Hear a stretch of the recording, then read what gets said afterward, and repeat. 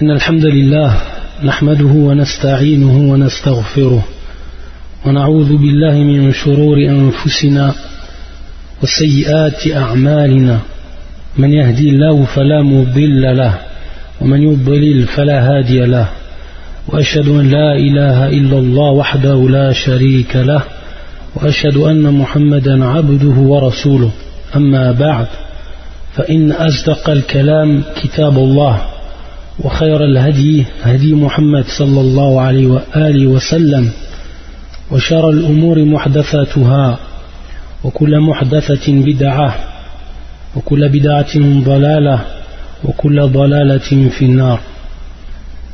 إخوتي الكرام, assalamu alaikum wa rahmatullahi wa barakatuh. Donc on continue aujourd'hui l'explication de Surat al-Fatiha qui nous est pris, qu'on comprend du livre Min Kunuz al-Qur'an al-Karim, Min Kunuz al-Qur'an al-Karim, parmi les trésors du Saint-Coran, du Cheikh Abdel Muhsin al-Abbad al-Badr, hafidhahullah ta'ala wa ra'ah. La semaine dernière, on avait commencé à expliquer Surat al-Fatiha et on avait commencé à expliquer le premier verset et on a mis en évidence de manière claire que ce premier verset comprenait les trois catégories du Tawhid, que ce soit le Tawhid al-Rububiyyah, l'unicité d'Allah dans la souveraineté, Tawhid al-Uluhiyyah, l'unicité d'Allah Azza wa Jal dans l'adoration, ou Tawhid al-Asma' wa Sifat, l'unicité d'Allah Azza wa Jal dans les noms et les attributs. Donc aujourd'hui on va continuer l'explication. يقول الله عز وجل في هذه السورة العظيمة الرحمن الرحيم الرحمن الرحيم, que l'on traduit par le tout miséricordieux, le très miséricordieux, le tout miséricordieux, le très miséricordieux. يقول الشيخ اسمان من أسماء الله يدلان على صفة من صفات الله هي الرحمة هي الرحمة. Donc il faut savoir en fait que lorsqu'on lit nous maintenant le Coran et que l'on trouve un des noms d'Allah Azza wa Jal, lorsqu'on trouve un des noms d'Allah Azza wa Jal, qu'est-ce que ce nom en fait il indique? Qu'est-ce que ce nom il indique? Il faut savoir en fait qu'un nom il indique trois choses. Un nom d'Allah subhanahu wa ta'ala il indique en fait trois choses. La première chose qu'il indique, il indique al-Dhat, c'est-à-dire il indique en fait l'entité d'Allah subhanahu wa ta'ala. Lorsqu'on trouve en fait un des noms d'Allah subhanahu wa ta'ala, il faut savoir qu'il indique dans un premier temps quoi? Al-Dhat, c'est-à-dire l'entité d'Allah subhanahu wa ta'ala. وهذا من أنواع دلالة الأسماء الحسنى, les catégories d'indication des noms, des nobles noms d'Allah subhanahu wa ta'ala. Donc la première chose, نقول أن الأسماء تدل على ذات الله مطابقة, par correspondance, c'est-à-dire que chaque nom correspond à quoi? Correspond en fait à Dhat, c'est-à-dire correspond à l'entité d'Allah subhanahu wa ta'ala.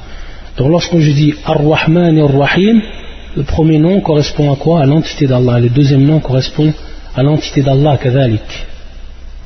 Et ça c'est important à savoir. C'est important à savoir, surtout en fait pour connaître ce qu'indiquent les noms d'Allah subhanahu wa ta'ala et comprendre al-nusus, comprendre les textes tirés du Coran et de la Sunna. Lorsqu'on dit Ar-Rahman ala al-Arsh istawa, Ar-Rahman min asma'illah azza wa jal, alaysa kadhalik, Ar-Rahman il fait partie des noms d'Allah. Et lorsqu'on dit Ar-Rahman, lorsqu'Allah subhanahu wa ta'ala dans son livre dit Ar-Rahman ala al-Arsh istawa, c'est-à-dire le tout miséricordieux s'est établi sur son trône, qu'est-ce que ça veut dire? Ça veut dire Annahu istawa bidhatihi. Comment ça? Pourquoi? Parce que le premier nom qui est utilisé, ou le nom d'Allah qui est utilisé ici, Ar-Rahman. Ar-Rahman, min asma'illah, ça fait partie des noms d'Allah. Et qu'est-ce que ça indique, les noms? Un nom, dans un premier temps, ça indique l'entité d'Allah. Lorsqu'on dit Ar-Rahman wa ala al-Arsh istawa, Anna Allah istawa bidhatihi, c'est-à-dire qu'Allah Azza wa Jal s'est établi sur son trône de par son entité. De par son entité. Donc ça c'est le bénéfice de connaître les catégories d'indication des noms. حينما يقول النبي صلى الله عليه وسلم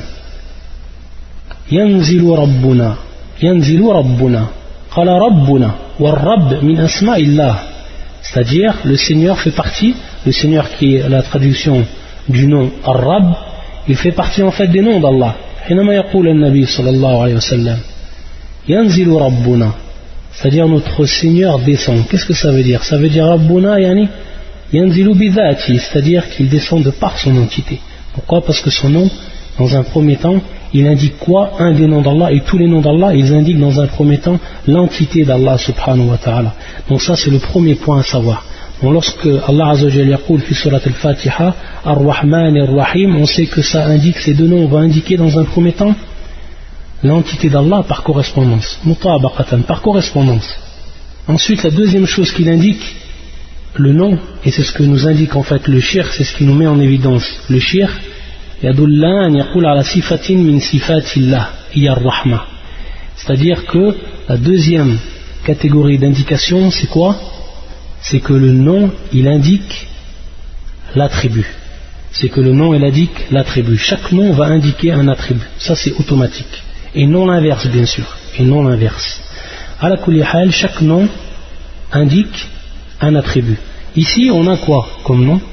Ar-Rahman, Ar-Rahim, qu'on traduit par le tout miséricordieux, le très miséricordieux. Donc il est le miséricordieux subhanahu wa ta'ala. Donc ça indique quoi? Ça indique, ça c'est la deuxième catégorie, ça va indiquer en fait as-sifatul mushtaqqa, c'est-à-dire le nom qui est extrait directement, ou l'attribut qui est extrait directement de ce nom, et qui est quoi? Ici qui est la miséricorde. La miséricorde qui est l'attribut bien sûr du miséricordieux. Si on aurait dit Al-Alim, on aurait dit le savant, alors ça aurait été la science. Si on aurait dit Al-Qadir, alors ça aurait été Al-Qudra, c'est-à-dire on aurait dit le tout puissant ou le tout capable, alors on aurait dit la capacité ou la puissance, etc. Donc ça c'est ce que nous informe le shir, rahmatullah alayh, c'est que ça indique en fait la miséricorde. Ça c'est la deuxième catégorie. Et à titre de complément, il y a une troisième catégorie, c'est-à-dire que le nom également va indiquer d'autres attributs mais qui ne sont pas extraits de manière directe de ce même nom. Qu'on prend le cas par exemple ici Ar-Rahman, qu'est-ce qu'il va indiquer ce nom? Il va indiquer également un autre sifa. Quel est ce sifa? C'est Al-Haya, c'est-à-dire la vie. Automatiquement si Allah Azza wa Jalla il est miséricordieux, il est tout miséricordieux, il est très miséricordieux, automatiquement avant cela il a l'attribut de la vie. Automatiquement c'est quelque chose que l'on déduit par implication, etc. C'est-à-dire qu'on peut en fait déduire par implication d'autres attributs que l'on va en fait comprendre suivant la signification de ce nom même. Taïb. Donc ici, nous ce qui nous intéresse, et d'après ce que nous dit le shir, c'est que ça, c'est qu'il indique en fait un attribut. C'est-à-dire ces deux noms vont indiquer un attribut. Pourquoi? Parce qu'Ar-Rahman, Ar-Rahim, ils vont en fait avoir la même source, et qui est ici l'attribut Ar-Rahma, l'attribut Ar-Rahma qui est la miséricorde. Taïb. Et ça, bien sûr, c'est par inclusion. C'est-à-dire lorsqu'on dit par inclusion, tabammunan, par inclusion, ça veut dire tout simplement que ce nom-là, il inclut un attribut. Que ce nom-là, il inclut directement un attribut, et l'attribut qu'il inclut, c'est quoi? C'est la miséricorde. Et ça, c'est quelque chose qu'il faut bien connaître et bien comprendre au niveau du tawhid al-asma wa sifat, au niveau de l'unicité d'Allah dans ses noms, ses attributs. Et comprendre les noms et les attributs, c'est une méthodologie à avoir pour comprendre en fait les noms et les attributs, et pour comprendre en fait aussi également comment lire le Coran, sachant que le Coran comprend beaucoup de noms et beaucoup d'attributs. Taïb, le shir nous a dit que ça indique donc par inclusion, ça indique la miséricorde. Est-ce que la miséricorde du Rahman c'est la même miséricorde que Ar-Rahim? Est-ce que c'est exactement la même miséricorde?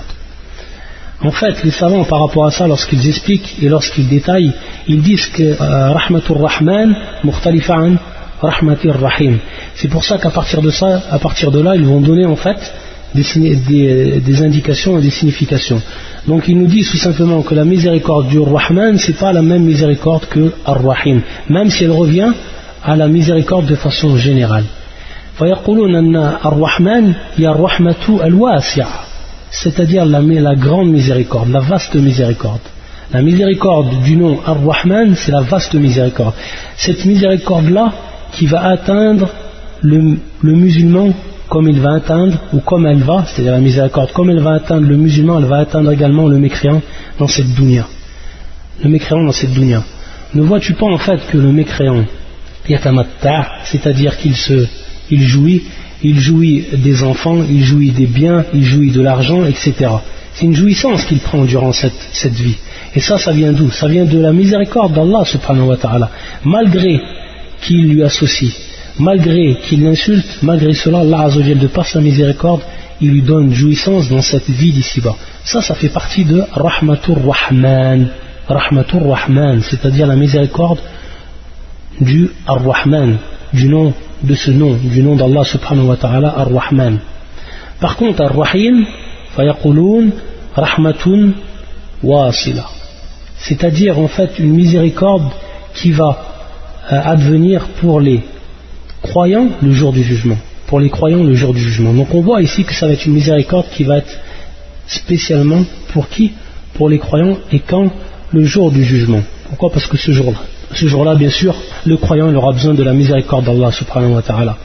Et ça fait partie de min al-adl, ça fait partie en fait de la justice.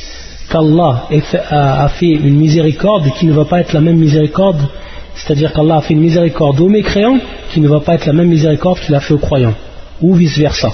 Automatiquement, la miséricorde qui va être faite aux croyants ne va pas être la même que celle qui est faite aux mécréants. Ça fait partie de la justice d'Allah subhanahu wa ta'ala. Comment une personne qui croit en Allah et celle qui ne croit pas en Allah aurait la même miséricorde. Donc automatiquement, on voit en fait que ces deux noms vont inclure la miséricorde, mais que cette miséricorde en détail, elle va être différente l'une de l'autre. Et aussi parmi les différences que font les savants entre ces deux noms, ils disent que Ar-Rahman ou Rahmatur Rahman sifatun dhatiya, c'est-à-dire que la miséricorde du Rahman, c'est un attribut qui est propre à l'entité divine. C'est un attribut qui est propre à l'entité divine. C'est-à-dire qu'Allah Azza wa Jal, de manière continuelle, il est qualifié par la miséricorde, par cette miséricorde. Il est qualifié par ce nom Ar-Rahman, de façon continuelle, c'est-à-dire qu'il est qualifié par cette miséricorde qui est de manière continuelle. Par contre, Rahmatur Rahim, sifatun fi'aliyya, c'est-à-dire que c'est un attribut qui est en fait propre à l'acte divin, c'est-à-dire un attribut qui va venir sous ou qui va être subordonné à la volonté d'Allah subhanahu wa ta'ala. Quand il veut faire miséricorde, Allah il fait miséricorde, et quand il ne voudra pas faire miséricorde, il ne fera pas miséricorde. Et c'est là qu'on comprend en fait que cette miséricorde-là, elle va être le jour du jugement, donc elle va être dans un temps précis, et elle va être pour des gens spéciaux, c'est-à-dire les croyants. Donc on comprend par rapport à ici que Rahmatur Rahim sifatun fi'aliyya wa Rahmatur Rahman sifatun dhatiyya. Hada min al-furuq. Et c'est pour ça qu'Allah Azza wa Jal يقول في كتابه الرحمن على العرش استوى. والرحمن c'est le seul nom en dehors du nom propre d'Allah qui est Allah, c'est le seul nom qui commence ou par lequel débute un verset. Et aussi comme fi surat al-Rahman, c'est le seul nom Ar-Rahman par lequel Allah Azza wa Jal débute un verset. Ar-Rahmanu ala al-arsh istawa. Fadalla ala annahu sifatun ou anna rahmatur Rahman sifatun dhatiyya. Que c'est un nom, que c'est en fait un attribut, la miséricorde du Rahman, c'est un attribut qui est propre à l'entité divine. Par contre, يقول الله عز وجل في اسم الرحيم وكان بالمؤمنين رحيما. وكان بالمؤمنين رحيما, c'est-à-dire il est envers les croyants Rahim. Allah Azza wa Jal est envers les croyants Rahim. Donc on voit en fait que cette miséricorde en fait va être pour les croyants. Et comme on l'a dit, comme l'ont dit beaucoup de savants, le jour du jugement. Non. Ensuite le cheikh va nous donner encore une autre différence entre ces deux noms. Et il nous dit, qu'est-ce qu'il nous dit le cheikh?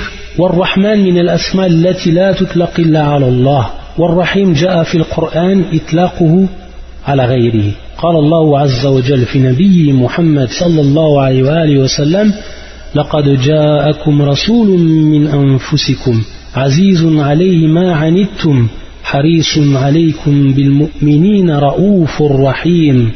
Donc on voit ici que dans un premier temps le cheikh nous dit que Ar-Rahman, ce nom-là, il est spécial pour Allah, qu'on n'a pas le droit de qualifier une personne par ce nom, de dire cette Fulan Rahman, la yumkin, c'est interdit, ce n'est pas possible.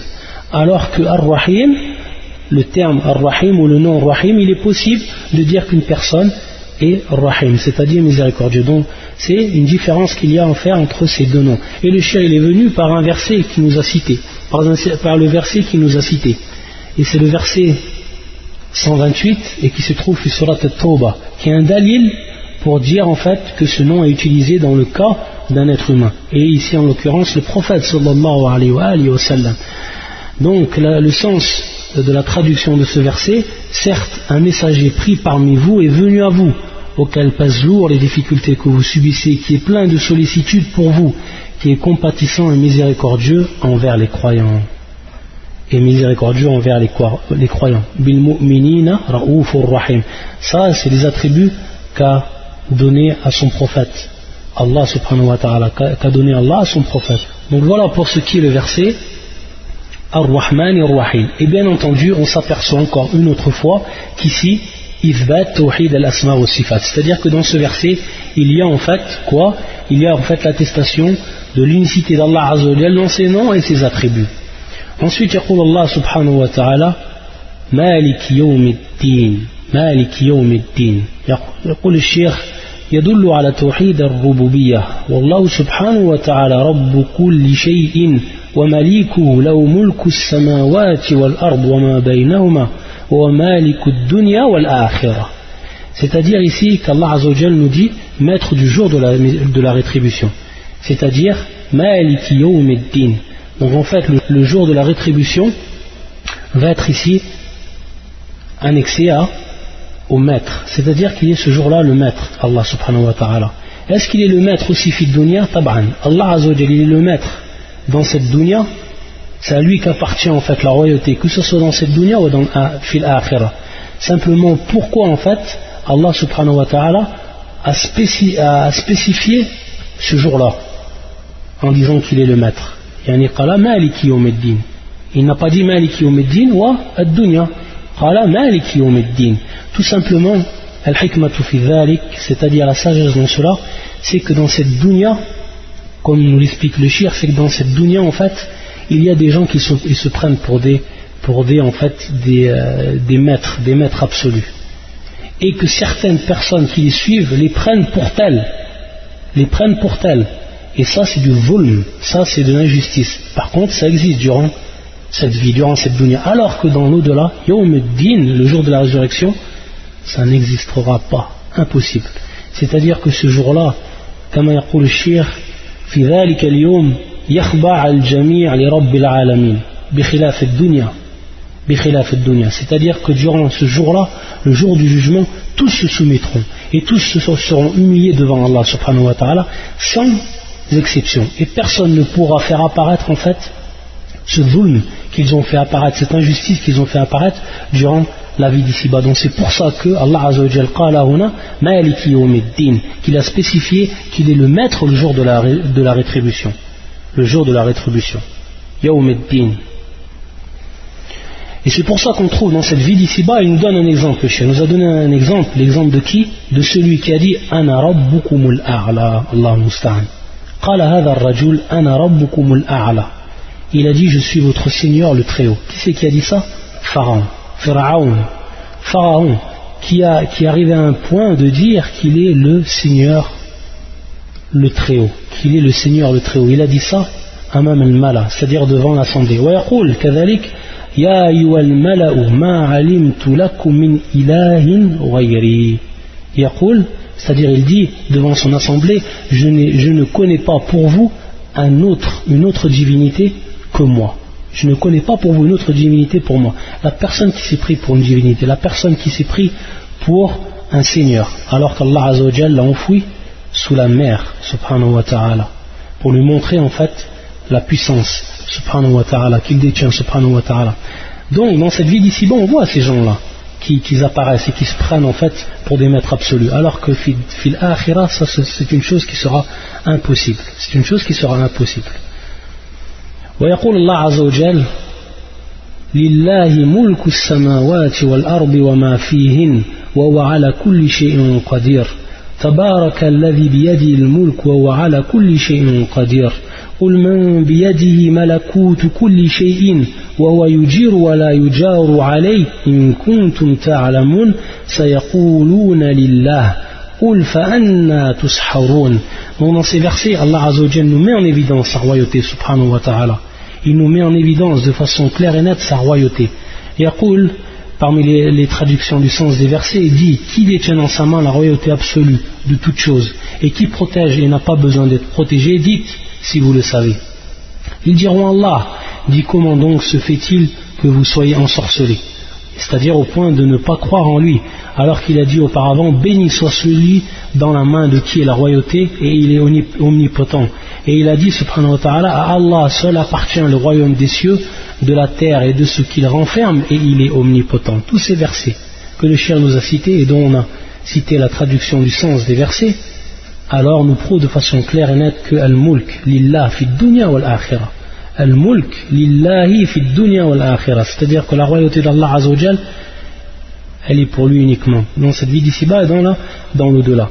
Et ce mulk que les gens ont, hada mulk ou nisbi, c'est-à-dire en fait que la royauté à qui appartient ou la royauté qu'ont certaines personnes, ce n'est qu'une royauté en fait qui est relative et qui n'est pas absolue, relative. C'est-à-dire que cette royauté, Allah Azza wa Jal huwa alladhi yudabbir al-amr fawqa, c'est-à-dire que c'est Allah Azza wa Jal qui lui yudabbir, c'est-à-dire que c'est lui qui gère toute chose et que rien en fait ne peut sortir de son mulk et que rien ne peut arriver à cette personne, à la royauté qu'il lui a donnée sans l'accord d'Allah Azza wa Jal. Et il le prend comme il l'a donné, il peut reprendre sa royauté comme il l'a donné, subhanahu wa ta'ala. Ensuite, يقول Allah Azza wa Jal, إياك نعبد وإياك نستعين, إياك نعبد وإياك نستعين. C'est toi seul que nous adorons et c'est toi seul dont nous implorons secours, Ayatun azima, ça c'est un verset encore qui est exceptionnel et grandiose. يقول الشيخ يدل على توحيد الألوهية وتقديم المفعول على الفاعلين أو عفوا على الفعلين يدل على الحصر وأن العبادة لا تكون إلا لله وأن الاستعانة فيما لا يقدر عليه إلا الله لا تكون إلا بالله. والجملة الأولى تدل على أن المسلم يأتي بعبادته خالصة لوجه الله مع موافقتها لسنة رسول الله صلى الله عليه وسلم. والجملة الثانية تدل على أن المسلم لا يستعين في أمور دينه ودنياه إلا بالله عز وجل.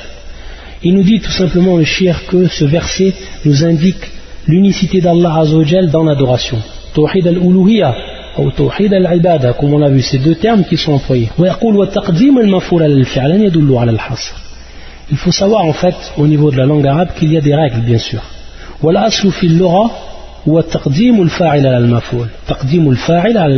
C'est-à-dire que le sujet va toujours va précéder en fait le complément. Ça c'est une règle qui est générale, mais il se peut en fait que le complément vienne en fait avant le sujet, ou ce qui prend la place du sujet. Et c'est ce que nous indique ici le cheikh. Et lorsqu'en fait ce procédé est utilisé au niveau de la langue arabe, c'est-à-dire que le complément est mis en avant, que le complément est mis en avant par rapport en fait au sujet ou ce qui prend la place du sujet au niveau de la langue arabe, alors yaqul al-shia yadullu ala al-hasr. Qu'est-ce que ça veut dire? Ça veut dire ici, au niveau de l'application, iyyaka na'budu, ça veut dire que nous n'adorons qu'Allah subhanahu wa ta'ala. Et nous demandons le secours que d'Allah subhanahu wa ta'ala. Par contre, si on aurait dit, on voit ici que al-maf'ul iyyaka, ou al-maf'ul muqaddam iyyaka, قال الله عز وجل iyyaka na'budu, wa ma qala na'buduk. C'est-à-dire, il n'a pas dit nous t'adorons. Il a dit c'est toi seul que nous adorons. Donc ici, yadullu ala al-hasr, c'est-à-dire c'est une preuve en fait que seule l'adoration est pour Allah. Donc c'est l'exclusivité, ça prouve en fait l'exclusivité et que Allah Azza wa Jal est le seul qui mérite d'être adoré. C'est pour ça que naqul fi ma'na la ilaha illallah la ma'buda bihaqqin illallah, que c'est le seul Allah Azza wa Jal qui mérite l'adoration. Lorsqu'on dit bihaqq, c'est-à-dire que fil waqi', c'est-à-dire qu'en l'état actuel des choses, on voit bel et bien des gens qui adorent malgré cela des autres divinités. ذلك بأن الله هو الحق وما يدعون من دونه هو الباطل. Donc ça c'est une preuve que toute adoration faite pour autre qu'Allah هذا باطل, et que toute adoration pour Allah Azza wa Jal هذا هو الحق. Cela est la vérité. لا معبود بحق أو حقا إلا الله. إياك نعبد, إياك نعبد, c'est toi seul dont nous adorons. Et donc c'est toi seul qui mérite l'adoration. وإياك نستعين, le même procédé est utilisé ici, c'est-à-dire qu'on a fait devancer le complément sur ce qui prend la place du sujet. Et donc en fait ici yadullu ala al-hasr, c'est-à-dire ça nous indique l'exclusivité et que seul Allah Azza wa Jal est celui dont nous demandons le secours. Donc en fait ici il nous dit le shir que dans un premier temps, la première phrase Iyyaka na'budu, dans cette première phrase qu'est-ce que nous avons, nous avons en fait la preuve que le musulman, le véritable croyant, c'est celui qui vient en fait avec une adoration qui est pure pour Allah subhanahu wa ta'ala. ويقول الشيخ مع موافقتها لسنة رسول الله صلى الله عليه وسلم. Bien sûr, en plus que cette adoration comprenne là une pureté ou une sincérité dans l'intention qui est al-ikhlas, il faut en plus que là bien sûr qu'elle soit comme le dit le Cheikh مع موافقتها, c'est-à-dire le muwafaqa, ou ce qu'on appelle aussi le mutaba'a au niveau du shara, c'est-à-dire qu'il faut que ça soit en conformité avec la sunna du prophète sallallahu alayhi wa sallam. Donc on n'a pas le droit d'adorer Allah Azza wa Jal avec ce qu'il n'a pas légiféré, c'est-à-dire avec al-bid'a, c'est-à-dire avec l'innovation. Ça nous est interdit. Donc ça c'est les deux, bien sûr, comme vous savez tous, c'est les deux conditions d'acceptation de quoi? De l'adoration. Qu'elle soit lillahi khalisa, c'est-à-dire qu'elle soit pour Allah Azza wa Jal purement, et en plus qu'elle soit en conformité avec la sunna du prophète sallallahu alayhi wa sallam. Donc iyyaka na'budu wa iyyaka nasta'in. Donc al-ibada, le cheikh bien sûr nous a pas donné ici la définition, mais la définition qui est donnée et qui est l'une des définitions la plus connues et qu'on a répété plusieurs fois, c'est celle qui est donnée par Cheikh al-Islam ibn Taymiyyah rahmatullah alayh.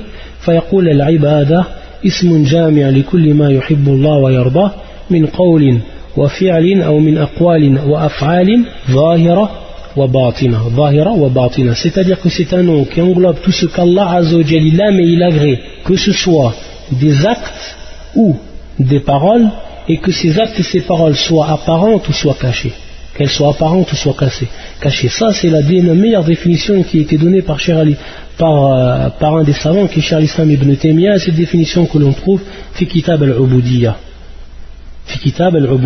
Ça c'est l'adoration. Iyyaka na'budu wa iyyaka nasta'in. C'est-à-dire que non seulement on adore Allah Azza wa Jal, mais on demande à Allah Azza wa Jal qui nous aide dans cela. Et na'am. C'est-à-dire qu'on lui demande qu'il nous aide dans toutes nos affaires. C'est-à-dire qu'on s'en remet à Allah Azza wa Jal dans toutes nos affaires. À chaque fois que la personne a besoin de quelque chose, elle doit s'en remettre à Allah de par son cœur. Yu'alliq qalbahu billah Azza wa Jal. Faqat. C'est-à-dire qu'il raccroche son cœur avec Allah subhanahu wa ta'ala. Que à chaque fois qu'il a besoin de quelque chose et qu'il a besoin d'aide, alors qu'il se tourne vers Allah subhanahu wa ta'ala, c'est lui qui l'aide, c'est lui qui va l'aider subhanahu wa ta'ala et personne d'autre. Iyyaka na'budu wa iyyaka nasta'in. Donc on voit ici aussi taqdimul ghaya ala al-wasila, c'est-à-dire qu'Allah Azza wa Jal al-ibada hiya al-ghaya, c'est-à-dire que al-ibada c'est en fait la fin en elle-même, c'est ce que la personne veut concrétiser, l'adoration, et ensuite iyyaka nasta'in, ça c'est al-wasila, c'est-à-dire que pour concrétiser cette fin là elle va passer bien sûr par des moyens, et ces moyens là elle va les demander à Allah Azza wa Jal. Iyyaka nasta'in, donc taqdimul ghaya ala al-wasila. Et donc bien sûr de façon évidente, lorsqu'on a dit iyyaka na'budu et que ça prouvait l'exclusivité de l'adoration pour Allah Azza wa Jal, ça hadha ayn wa qalb tawhid al-uluhiyya, ça là c'est le cœur de l'unicité de quoi? De l'adoration. Ensuite يقول Allah Azza wa Jal اهدنا الصراط المستقيم, اهدنا الصراط المستقيم, يقول يدل على توحيد الألوهية, يدل على توحيد الألوهية. Et avant de passer à ce verset, un complément que l'on va donner en plus aussi, c'est qu'al-isti'ana, c'est-à-dire la demande d'aide, c'est une adoration, c'est une adoration. Donc aussi ici on voit en fait que dans un premier temps, Allah Azza wa Jal nous a cité ce qui est général, un am, wa hiya al-ibada, c'est-à-dire l'adoration d'Allah Azza wa Jal. Ensuite, il nous a cité ce qui est plus ou ce qui est spécifique, et qui est l'isti'ana. Donc, al-isti'anatu min al-ibada, c'est-à-dire demander l'aide à Allah Azza wa Jal, fait partie de l'adoration. Si elle fait partie de l'adoration, donc on voit ici qu'il y a la spécificité qui a été citée après quoi? Après la généralité. Après la généralité. Iyyaka na'budu wa iyyaka nasta'in. Et le deuxième complément que l'on donne aussi, c'est qu'al-isti'ana, elle est permise. C'est-à-dire demander de l'aide, elle est permise envers la personne. C'est-à-dire qu'on a le droit de demander l'aide à la personne également. Mais bishartain, c'est-à-dire avec deux conditions. Dans un premier temps, que cette personne-là soit vivante. Donc on n'a pas le droit de demander l'aide à une personne qui est morte. Ça c'est impossible. Parce que al-mayyit la yaqdir ala shay. Abadan. La yaqdir ala shay al-mayyit. C'est-à-dire que le mort ne peut faire quoi que ce soit. Il n'a pas la capacité de faire quelque chose. Donc c'est demander en fait à quelqu'un de faire ce qu'il n'est pas capable de faire. Donc il faut que la personne dans un premier temps soit vivante. Et la deuxième condition, qu'elle soit capable de faire ce qui lui est demandé. Qu'elle soit capable de faire ce qui lui est demandé. Ça c'est la deuxième condition. Donc on n'a pas le droit de demander à une personne qui est vivante ce qu'elle ne peut faire. Comme par exemple lui demander de faire tomber la pluie. Comme lui demander d'avoir un enfant. Comme lui demander un risque, yani la pourvoyance, etc. Toutes ces choses-là, ce sont des choses que l'on demande. La yaqdiru alayhi illa Allah azza wa jal. C'est-à-dire que seul Allah azza wa jal est capable de faire ces choses-là. De nous faire tomber la pluie, de nous donner notre pourvoyance et aussi de quoi? De nous donner des enfants, etc. Tout cela c'est spécial pour Allah et c'est seul Allah qui est capable de le faire. Donc ça aussi c'est une condition, de demander à la personne ce qu'elle est capable de faire. Par contre lui demander ce qu'elle n'est pas capable de faire, alors là on va rentrer on va rentrer dans la justice. Qu'on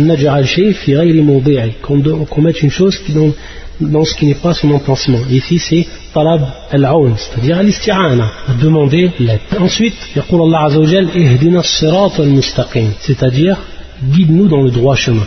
Yaqul al-shaykh yadullu ala tawhid al-uluhiyya kadhalik, c'est-à-dire que ce verset prouve aussi, nous indique l'unicité d'Allah dans l'adoration. Pourquoi? يقول الشيخ وهو الدعاء والدعاء من أنواع العبادة كما قال الله عز وجل وأن المساجد لله فلا تدعوا مع الله أحدا. Donc le cheikh nous dit tout simplement que là on demande en fait, on va demander à Allah Azza wa Jal quoi? On va demander en fait qu'il nous guide sur le droit chemin. Donc ça c'est une dua, c'est une invocation, et toute invocation, comme on l'a déjà précisé le cours précédent, toute invocation est une adoration. C'est pour ça qu'on n'a pas le droit d'invoquer un autre qu'Allah subhanahu wa ta'ala. Et il nous rapporte la preuve, le cheikh. Yaqul, en récitant le verset wa anna al-masajida lillah, c'est-à-dire que les mosquées sont pour Allah. Les mosquées sont pour Allah. Fala tad'u ma'allahi ahadan. Fala tad'u ma'allahi ahadan.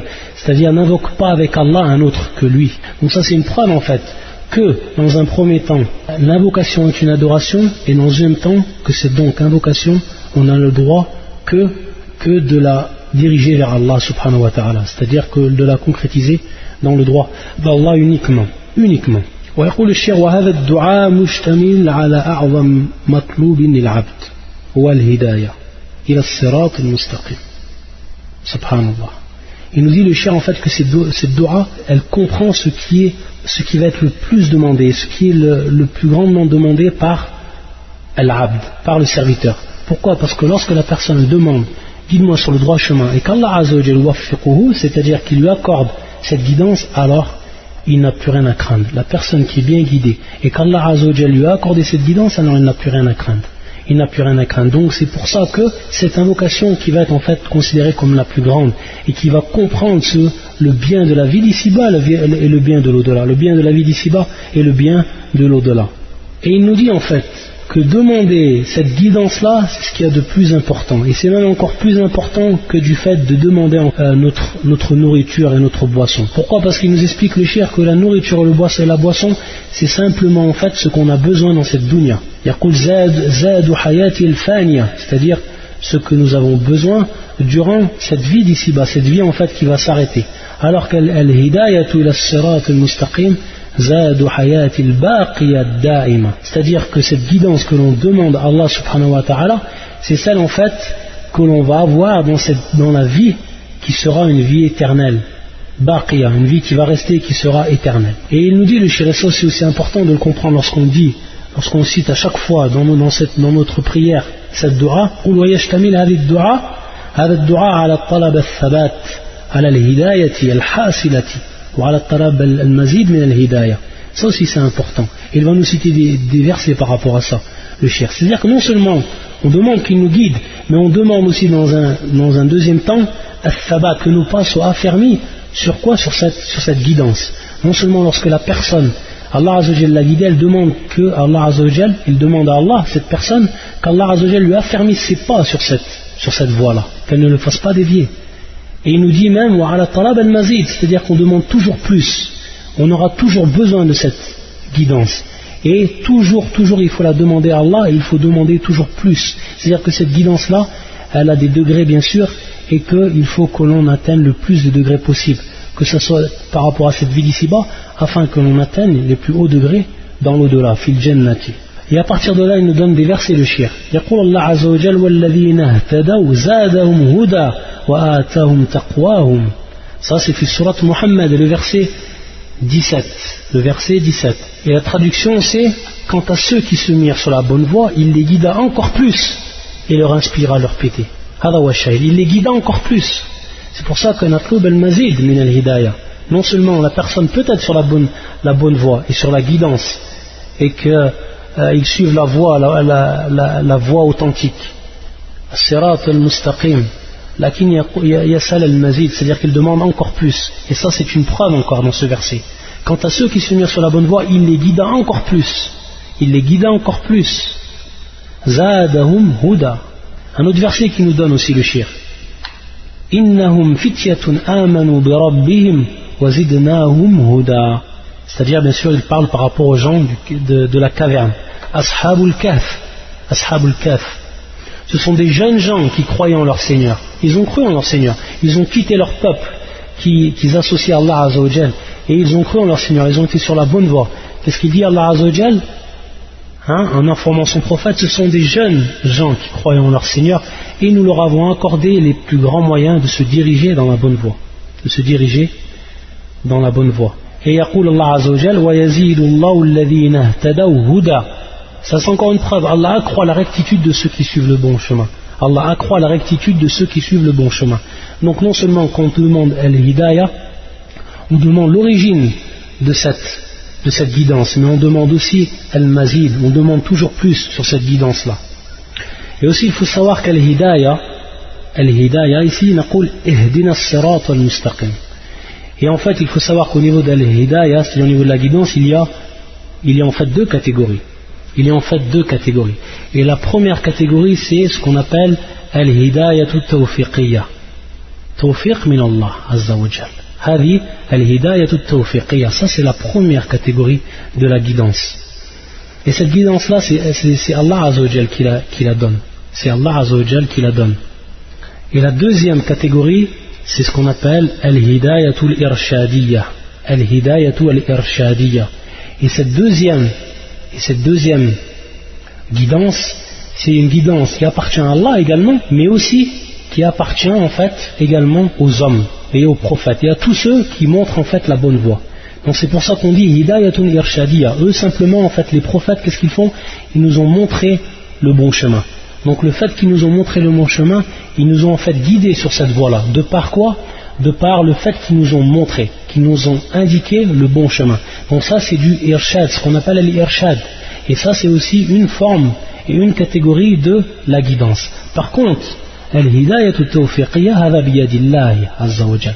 C'est-à-dire que la guidance qu'Allah azza wa jal octroie à la personne, alors celle-là, elle appartient uniquement à Allah azza wa jal. Et seul Allah azza wa jal, il est capable et il a le pouvoir de guider ses serviteurs, contrairement à l'homme, qu'il que soit, même que ce soit le prophète. Innaka la tahdi man ahbabta walakin Allah yahdi man yasha. Il le dit ça, Allah le dit à son prophète, tu ne guides pas celui dont tu aimes, mais Allah guide qui il veut. Même si toi tu aimes qu'une personne sera guidée, ô Muhammad, Allah s'il ne veut pas qu'elle soit guidée, elle ne sera pas guidée. Ça c'est al-hidayatu tawfiqiyya. Et c'est celle-là en fait qu'on demande à Allah Azzawajal. On la demande celle-là, on la demande dans un premier temps. Et on demande aussi cette hidayatul irshadiyya, c'est-à-dire qu'Allah Azzawajal nous assujettit une personne qui va nous guider sur le bon chemin, un savant qui va nous montrer minhaj salaf, qui va nous montrer en fait la voie des pieux prédécesseurs et comment en fait suivre cette voie-là et comment appliquer cette guidance. au niveau pratique. Enam. Donc ça c'est quelque chose qu'on demande à Allah Azza wa Jal dans cette dua. Ensuite يقول الله عز وجل صراط الذين أنعمت عليهم, c'est-à-dire Allah Azza wa Jal, ou le sens de ce verset, et il nous dit subhanahu wa ta'ala, le chemin de ceux que tu as comblés de faveur. Alladhina an'amta alayhim, ceux que tu as comblés de faveur. Ça donc c'est en fait c'est un descriptif de cette voie-là, de ce droit chemin. Et comme vous savez, Allah Azza wa Jal, lorsqu'il nous indique ce verset-là, il nous a en fait indiqué qui sont ces gens-là. Pourquoi? Parce que ce sont des catégories de gens. Ce qui est sous-entendu ici, ce sont des catégories de gens. Et Allah Azza wa Jal nous a indiqué dans un autre verset.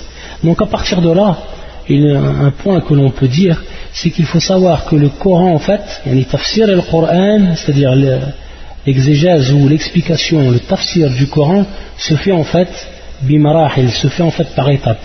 C'est pour ça que les savants nous disent qu'il y a en fait 5 étapes de façon générale. Ils nous disent tafsir al-Qur'an bil-Qur'an, c'est-à-dire expliquer le Coran par le Coran. Il faut savoir en fait qu'il y a des versets dont Allah Azza wa Jal les a cités de façon générale, il les a détaillés dans d'autres passages. Donc à partir de là, on peut connaître l'explication du Coran par le Coran lui-même. Wa tafsir al-Qur'an bil-Qur'an. Et c'est pour ça en fait qu'un des livres que l'on va voir tout le long en fait des cours.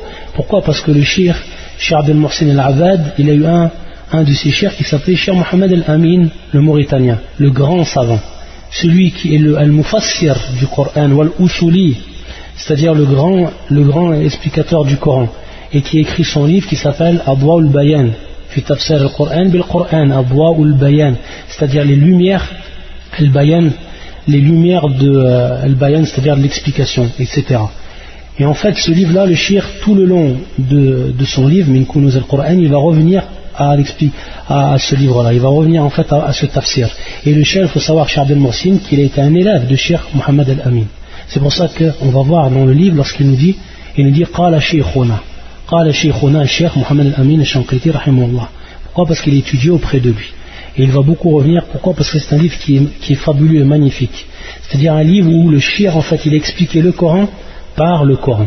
Ala kulli hal, ça c'est la première étape. Ensuite, la deuxième étape, tafsir al-Qur'an bis-sunnah. C'est-à-dire que l'on va expliquer les versets du Coran par la sunna du prophète sallallahu alayhi wa sallam. Et ça c'est la deuxième étape. Ensuite, la troisième étape, bien sûr, lorsqu'on dit sunna, toujours on dit bi-sunnati sahiha. C'est sous-entendu, c'est-à-dire la sunna qui est authentique. La sunna qui est authentique. La troisième étape, tafsir al-Qur'an bi-aqwal al-sahaba. Tafsir al-Qur'an bi-aqwal al-sahaba. C'est-à-dire que l'on va revenir maintenant, si l'on ne trouve pas une explication dans la sunna du prophète, on va revenir aux paroles des sahaba. Pourquoi? Parce que les sahaba, eux, ils ont pris en fait l'explication de qui? Du prophète sallallahu alayhi wa sallam. Et ça a été leur maître, ça a été leur éducateur, c'était leur professeur. Donc on revient à eux, on revient aux sahaba. Si on ne trouve pas dans la sunna, on revient aux sahaba, on voit qu'est-ce qu'ils ont dit les sahaba. Et le meilleur des compagnons pour ce qui est de l'explication du Coran, et vous savez tous, c'est Ibn Abbas. L'idua al-Nabi sallallahu alayhi wa sallam là-haut. Allahumma allimhu at-ta'wil wa faqihu fi ad-din. C'est-à-dire Allahumma allimhu at-ta'wil, at-ta'wil qui est tafsir au niveau de la langue arabe. Asl at-ta'wil c'est at-tafsir, c'est-à-dire lorsqu'on dit at-ta'wil ça veut dire en fait l'explication. At-ta'wil ça veut dire l'explication. Et c'est en fait le tafsir. Et c'est ce que la parole ou le mot qu'a employé le prophète sallallahu alayhi wa sallam lorsqu'il a demandé à Allah Azza wa Jal qui lui enseigne le tafsir. Et bien sûr, at-ta'wil, tafsir al-Qur'an. Et il est devenu, Ibn Abbas, l'un des plus grands compagnons pour ce qui est de l'explication du Coran. Si ensuite on ne trouve pas des paroles des compagnons, là on revient à la aqwal al-tabi'in, c'est-à-dire on revient à ceux qui ont appris chez les compagnons, à ceux qui ont appris chez les compagnons, c'est-à-dire les adeptes, les disciples du compagnon. Et ça c'est la quatrième étape. Yani tafsir al-Qur'an bi aqwal al-tabi'in. Pourquoi? Parce que les tabi'in ils ont pris de qui? Ils ont pris des sahaba. Et les sahaba ils ont pris du prophète sallallahu alayhi wa sallam. Et ensuite, dans la cinquième étape, c'est tafsir al-Qur'an bil lughat al-arabiyya. Pourquoi? Parce que le Coran il est descendu en fait en une langue arabe claire. Et donc on va comprendre les versets, on va comprendre beaucoup de versets en passant tout simplement par la par la langue arabe. D'où on voit encore l'importance de connaître la langue arabe et d'apprendre la langue arabe. Ça, c'est la 5e étape. Explication du Coran par la langue arabe. C'est les 5 étapes. Et donc, ici, on voit dans ce verset une application. C'est l'application de la première étape qui est l'explication du Coran par le Coran. يقول الله عز وجل ومن يطع الله والرسول فأولئك مع الذين أنعم الله عليهم من النبيين والصديقين والشهداء والصالحين وحسن أولئك رفيقا. يقول الله عز وجل, le sens de ce verset, quiconque obéit à Allah et au messager. ومن يطع الله والرسول, ceux-là seront avec ce qu'Allah a comblé de ses bienfaits. فَأُولَٰئِكَ مَعَ الَّذِينَ أَنْعَمَ اللَّهُ عَلَيْهِمْ. Et non, qu'est-ce qu'on a demandé? Qu'est-ce qu'on a demandé à Allah Azza wa Jal qui nous guide sur la voie de ceux qu'il a comblés de ses bienfaits. Naam, avec ceux qu'Allah a comblés de ses bienfaits. Et à partir de là, Allah Azza wa Jal, il va donner les 4 catégories. مَعَ الَّذِينَ أَنْعَمَ اللَّهُ عَلَيْهِمْ مِنَ النَّبِيِّينَ, des prophètes, c'est-à-dire parmi les prophètes. وَالصِّدِّيقِينَ, les véridiques, والشهداء, les martyrs, والصالحين, les vertueux. Et quel compagnon que cela, et quel compagnon que cela. وحسن أولئك رفيقا. Donc c'est ceux-là qu'Allah Azza wa Jal, il les a comblés de ses bienfaits. Les prophètes, les véridiques, les martyrs et les vertueux. Et ensuite, يقول الله عز وجل غير المغضوب عليهم ولا الضالين, c'est-à-dire non pas de ceux qui ont encouru ta colère ni des égarés. Non pas de ceux qui ont encouru ta colère ni des égarés. Comment on va savoir maintenant que c'est ceux qui ont en fait encouru la colère d'Allah Azza wa Jal et ceux qui sont égarés? En revenant au Coran, c'est-à-dire en revenant aussi au Coran et en revenant aussi à la sunna du prophète. En revenant à la sunna du prophète, sachant en fait que le prophète sallallahu alayhi wa sallam nous a indiqué qui sont ces gens-là. Et donc parmi ces gens-là, ou ces gens-là, non pas de ceux qui ont encouru ta colère, ceux qui ont encouru la colère, al-marboub alayhim, et on voit ici que ce sont en fait les juifs. Ce sont les juifs. Ça, c'est ce que le prophète sallallahu alayhi wa sallam nous a indiqué. Et le shir, en rapportant bien sûr une parole de shir Mohammed al-Amin dans son livre Abwa al-Bayan, il va nous rapporter en fait sifat, c'est-à-dire il va nous rapporter les particularités des juifs. Donc lorsqu'il nous dit al-marboub alayhim, il va rapporter d'autres versets. Parmi les versets qu'il rapporte, faba'u bi ghadabin ala ghadab, et ça, ce verset est descendu sur les juifs, sur Bani Israël. Faba'u bi ghadabin ala ghadab. Donc on voit que le ghadab, la colère, c'est en fait un attribut qui toujours colle en fait à qui? Aux juifs. Ils ont donc acquis colère sur colère. Ils ont donc acquis colère sur colère. ويقول الله عز وجل قل هل أنبئكم بشر من ذلك مثوبة عند الله من لعنه الله وغضب عليه من لعنه الله وغضب عليهم. C'est-à-dire, dans ce verset, dit, puis-je vous informer de ce qu'il y a de pire en fait de rétribution auprès d'Allah, celui qu'Allah a maudit, celui qui a encouru sa colère. Et ce verset, il est descendu aussi sur les juifs. Celui dont Allah a maudit, celui qui a encouru sa colère. C'est pour ça qu'ensuite à la fin du verset, ceux dont il a fait des singes, des porcs, et de même celui qui a adoré, on voit en fait que c'est les juifs qui ont été transformés en singes et qui ont été transformés aussi en porcs. Donc c'est bien en fait le verset qui est descendu sur le juif. Et le terme ensemble qui est employé, وَغَضِبَ عَلَيْهِ, c'est-à-dire qu'Allah Azza wa Jal s'est mis en colère contre lui. ويقول الله عز وجل إن الذين اتخذوا العجل سينالهم غضب. إن الذين اتخذوا العجل, ceux qui ont pris en fait, comme vous savez, le veau d'or pour m'adoration. Et ça c'est les juifs, Bani Israël. سينالهم غضب, c'est-à-dire qu'ils vont recevoir la colère d'Allah Azza wa Jal, la colère d'Allah subhanahu wa ta'ala. Donc on voit en fait ici que non seulement d'après les versets du Coran et d'après le tafsir du prophète sallam, pas de doute que al-marboub alayhim, ce sont les juifs.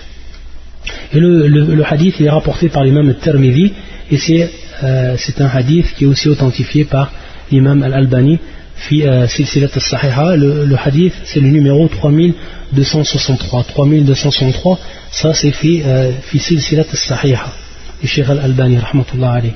Et ensuite le shir, lorsqu'il revient maintenant à la deuxième caractéristique, wala dhalin, c'est-à-dire ni des égarés.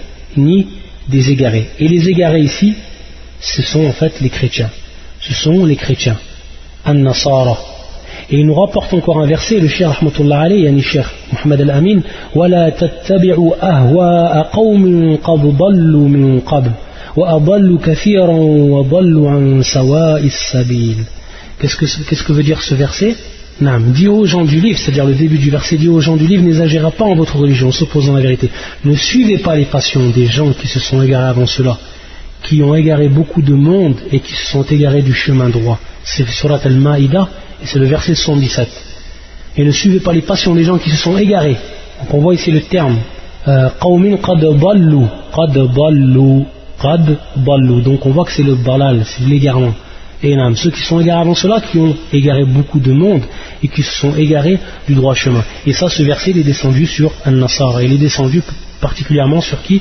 Sur Al-Nasara, c'est-à-dire les chrétiens. Donc c'est pour ça que le shir, il le ramène. Ensuite, dans le hadith, le prophète sallallahu alayhi wa sallam nous a aussi mis en évidence que ce sont Al-Nasara. Par contre, il ne faut pas croire en fait que Allah Azza wa Jal n'est pas en colère également contre les chrétiens. Et que les juifs ne sont pas considérés comme des égarés. Non, que les chrétiens également ce sont des gens sur qui la colère d'Allah Azza wa Jal est tombée. Et on voit aussi que les juifs ce sont des gens qui sont égarés. Et même Cheikh Al-Uthaymin, fi tafsir surat Al-Fatiha, Cheikh Al-Uthaymin, lui il voit que en fait les égarés, ou ce sifat les égarés, c'est en fait pour les chrétiens qabl al-bi'tha, avant la venue du prophète sallallahu alayhi wa sallam. C'est-à-dire que ces gens-là ne connaissaient pas la vérité avant quoi? Avant en fait que le prophète sallallahu alayhi wa sallam soit envoyé. Alors que les juifs, eux, ils connaissaient la vérité. Binnas al-Qur'an. Ya'rifunahu kama ya'rifuna abna'ahum. C'est-à-dire ils le connaissent, ils l'ont reconnu comme ils ont connu leur enfant. Et ça c'est les juifs. Alors que les chrétiens, eux, ils étaient égarés et n'ont pas suivi en fait la voie. Par contre, après, le Cheikh Al-Uthaymin dit, après que la venue du prophète sallallahu alayhi wa sallam, est-ce qu'on peut dire qu'ils sont égarés et qu'ils sont égarés par ignorance? Là. Et c'est pour ça encore que le pape, il y a quelque temps, il a parlé sur l'islam. Lorsqu'il a parlé sur l'islam, il ne connaissait pas l'islam. Lorsqu'il a rapporté en fait sa thèse d'un soi-disant intellectuel chrétien, il ne connaissait pas l'islam. Il connaissait très bien l'islam. Ces gens-là connaissent l'islam, les chrétiens d'aujourd'hui. Ce sont des gens qui connaissent la vérité. Ya'rifuna al-haq, comme al-yahoud, comme les juifs. Par contre, donc, ils méritent que l'on dise que ce sont des gens sur qui la colère d'Allah Azza wa Jal est tombée. Al-Maghboubi alayhim. Ça c'est une précision que nous donne Cheikh Al-Uthaymin rahmatullah alayhi. Tayyib. Et le Cheikh en fait il va nous rapporter aussi un athar d'un des grands savants de l'islam qui s'appelle Sufyan ibn Uyayna. Sufyan ibn Uyayna, muhaddith al-Hijaz, qui est mort en l'an 198 à la Mecque. Et qui était un des grands, très grands muhaddith. Sufyan ibn Uyayna rahimahullah. يقول سفيان, et c'est ce que nous rapporte le Cheikh, من فسد من علمائنا كان فيه شبه من اليهود.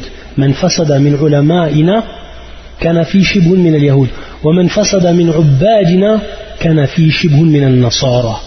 C'est-à-dire que Sufyan ibn Uyayna, en ayant compris en fait le verset et en ayant compris en fait les sifat, les attributs de ces gens-là, c'est-à-dire des chrétiens et des juifs, qu'est-ce qu'il nous dit? Il nous dit ceux qui ont dévié parmi nos savants, ceux qui ont dévié par rapport à nos savants, et il dit bien le terme ici, les savants, c'est-à-dire il y a en fait une ressemblance, ils ont une ressemblance avec les juifs. Pourquoi? Parce qu'ils ont connu la vérité et ils n'ont pas travaillé avec la vérité. C'est-à-dire que maintenant on voit des savants qui connaissent le haqq, ils connaissent la vérité et ils ne suivent pas la vérité. Ce sont ces gens-là sur qui il dit Sufyan ibn Uyayna qu'ils ressemblent aux juifs dans leurs caractéristiques. Ils ont connu la vérité et ils ne l'ont pas suivi. Ensuite,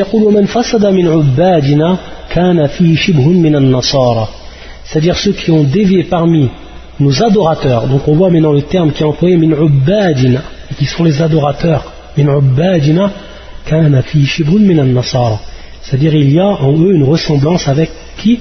Avec les chrétiens. Pourquoi? Parce qu'al-ubbad min hadhihi al-umma, c'est-à-dire les adorateurs ou de cette lorsqu'on dit al-ubbad, c'est plus qu'adorateurs en fait, c'est les ascètes, ce qu'on dit comme les ascètes, les grands adorateurs, ceux qui font beaucoup d'adoration. Yaqulu man fasada, c'est-à-dire ceux qui ont bien sûr dévié parmi al-ubbad min ubbadina, alors ils ont une ressemblance avec les chrétiens. Pourquoi? Parce qu'ils ont adoré Allah Azza wa Jal avec jahl, bijahli, c'est-à-dire avec quoi? Avec ignorance. Ils ont adoré Allah Azza wa Jal avec ignorance. Donc par rapport à ça, ils ont ressemblé sous certains points aux chrétiens. Ceux qui ont adoré Allah sans en fait guidance. Ils ont adoré Allah Azza wa Jal sans la vérité. Et ce sont des gens aussi qui sont égarés. Et ça c'est pareil en fait pour min ubbadina. Et lorsqu'on dit l'ubbad, bien sûr il rentre aussi également soufis, c'est-à-dire les soufis, ceux qui ont adoré Allah Azza wa Jal par des voies qui ne sont pas de la voie prophétique, Ils sont donc ceux qui ont dévié par rapport à cela, alors ils ont aussi une ressemblance avec qui? Avec les chrétiens. Ils ont une ressemblance avec les chrétiens. Et par rapport à ça, il faut comprendre que en fait la détérioration de la religion advient en fait de deux sources principales. La première source c'est en fait l'innovation et ce qu'on appelle aussi l'innovation et aussi l'ambiguïté. C'est-à-dire al-bid'ah ou al-bid'ah ou al-shubuhat. Al-bid'ah ou al-shubuhat. Et ça c'est une des grandes maladies du cœur. Ça c'est une des grandes maladies du cœur. Al-bid'ah ou al-shubuhat. C'est-à-dire les innovations et les ambiguïtés. Les innovations et les ambiguïtés. Et en fait elles vont mettre place, ces innovations, ces ambiguïtés vont mettre place à une croyance qui va être fausse. Une croyance qui va être fausse. Par rapport à ça, on voit en fait qu'il y a une ressemblance an-nasara, wa min an-nasara, c'est-à-dire avec les chrétiens. L'innovation, wa shubuhat, des gens qui sont remplis d'ambiguïté et qui ne connaissent pas la voie prophétique comme elle est, et qui sont tombés bien sûr dans l'innovation. Ça en fait c'est une des causes de la détérioration de la religion. Et la deuxième cause, c'est ici l'acte qui va être en fait contraire à la croyance authentique. Même si la personne a une croyance authentique, mais la perversité, c'est-à-dire al-fisqu fil amal, la perversité dans l'action, la passion, le fait de suivre la passion, ça va le faire dévier. Wa huna fi shibhun min al-yahud.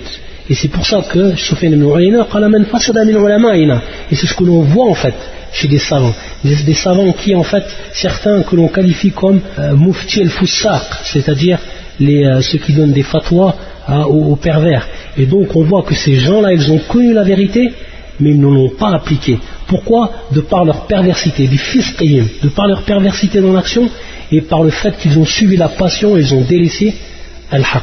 Et par rapport à ça, ils ont su, et ils n'ont pas suivi. Donc min huna, une ressemblance avec qui? Avec al-yahoud.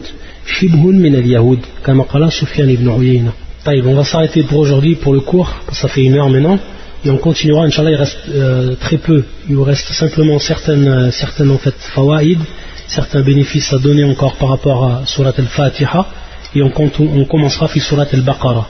La semaine prochaine, on continuera en fait, après avoir fini les derniers points, il y a certains points que l'on doit finir par rapport à ce que nous a dit le Cheikh dans son livre Min Kunuz al-Qur'an al-Karim, et ensuite on commencera Surat al-Baqarah. Et bien sûr, comme je vous ai dit, le Cheikh il prend en fait certains versets de Surat al-Baqarah, des versets où il a trouvé en fait des trésors de par l'explication, et il va nous en faire part le Cheikh.